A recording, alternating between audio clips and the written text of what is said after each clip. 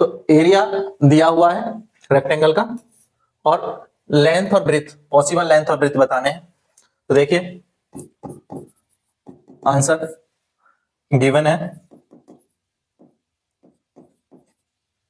Area of rectangle, area of rectangle which is equal to 35 y square plus 13y minus 12। तो इसके हमें factor करने, क्योंकि rectangle का एरिया लेंथ इनटू ब्रेथ होता है, अगर दो फैक्टर आ जाएंगे तो वही एक लेंथ हो जाएगा एक ब्रेथ हो जाएगा। तो पहले 35 और 12 को मल्टीप्लाई करो, तो 35 और 12 की मल्टीप्लाई करोगे तो कितना होगा, तो ये हो जाएगा 420, ठीक है 420। अब 420 के 420 के ऐसे फैक्टर जो घट करके, माइनस का साइन है ये बात, यहां देखो घट करके 13 आ जाए, 13 आ जाए, ठीक है। तो पहले 420 के फैक्टर कर लेते हैं, तो ये आ जाएगा 2 से 210, फिर 2 से किया 105, फिर 3 से करोगे तो 35, फिर 5 से किया 7 और फिर 7 से आ गया 1। तो अब देखो कहाँ आ सकते हैं, तो 7 4 जा 28 और 5 3 जा 15, 28 माइनस 15 13 होता है, सही है। तो एरिया इक्वल टू हो जाएगा 35 y स्क्वायर प्लस 7 4 जा 28, 28y माइनस 15y, देखो 13 आएगा माइनस करने पर, और इन दोनों की मल्टीप्लाई करोगे 28 और 15 की तो 420 आ जाएगी, यही आ जाएगी।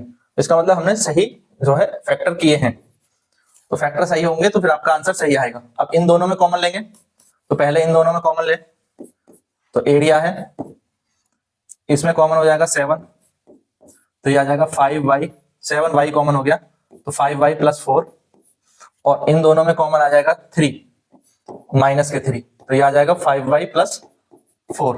तो जो ब्रैकेट सेम बने हैं तो ये एक बार लिख दिए 5 प्लस 4, 5y प्लस 4 और ब्रैकेट के बाहर 7y माइनस 3। तो ये है एरिया, ठीक है।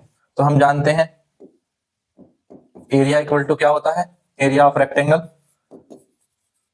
एरिया ऑफ रेक्टेंगल होता है लेंथ इनटू ब्रेथ, ठीक है, लेंथ इनटू ब्रेथ होता है। तो एक को लेंथ मान लेंगे एक को ब्रेथ मान लेंगे, सो पॉसिबल, ठीक है। आप किसी को भी लेंथ माने किसी को ब्रेथ माने मान सकते हैं, तो मैं यहां पर लिख रहा हूं so possible length and breadth are 5y plus 4 and 7y minus 3 respectively, ठीक है। आप चाहें तो किसी दूसरे को भी मान सकते हैं, ठीक है, क्लियर है। तो ये आंसर आ गया।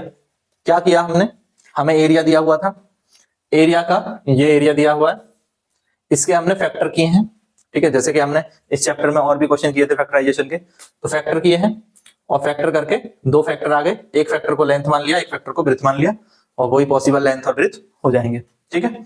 वीडियो पसंद आए तो लाइक जरूर करें, शेयर करें और चैनल को सब्सक्राइब करना ना भूलें। इसी तरह के और क्वेश्चन देखने के लिए चैनल पर प्लेलिस्ट बनी हुई है, क्वेश्चन वाइज भी और चैप्टर वाइज भी, तो लगातार तैयारी करते रहें, पढ़ते रहें। Thank you, thanks for watching.